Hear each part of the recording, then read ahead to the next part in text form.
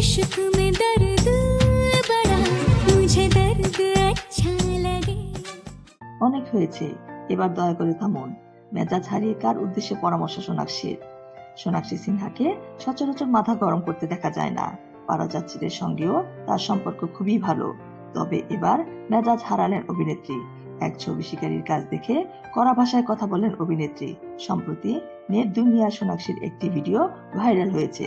সেখানে দেখা যাচ্ছে মুম্বাইয়ের একটি অনুষ্ঠানে অতিথি হিসেবে প্রবেশ করছেন অভিনেত্রী।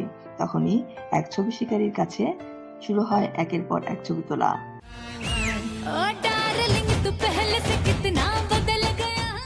প্রথমে সোনাক্ষী হাসি মুখে হাঁটছিলেন, কিন্তু শেষে মেজাজ হারান। ছবি শিকারের উদ্দেশ্যে তাকে ওই ভিডিওর বলতে শোনা গিয়েছে, এবার আপনি থামুন, অনেক হয়েছে। তারপরে ছবি শিকারের উদ্দেশ্যে হাত জোর করে অনুরোধ করতে থাকেন অভিনেত্রী। উল্লেখ্য, ওই অনুষ্ঠানে সোনাক্ষী একা ছিলেন না, অভিনেত্রীর সঙ্গে ছিলেন তার স্বামী জাহির ইকবাল। অভিনেত্রীর আচরণ দেখে তারপর ছবি শিকারীরা প্রত্যেকেই তার কাছ থেকে দূরে সরে যান।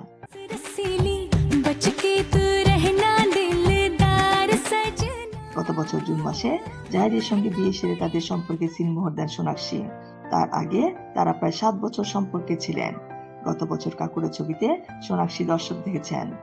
অভিনেত্রীর ঘনিষ্ঠ সূত্রের দাবি, এই মুহূর্তে নতুন সংসারে মোড় দিয়েছেন অভিনেত্রী। তবে পাশাপাশি নতুন চিত্রনাট্য পড়ছেন তিনি। খুব দ্রুত নতুন কাজের ঘোষণা করতে পারেন অভিনেত্রী।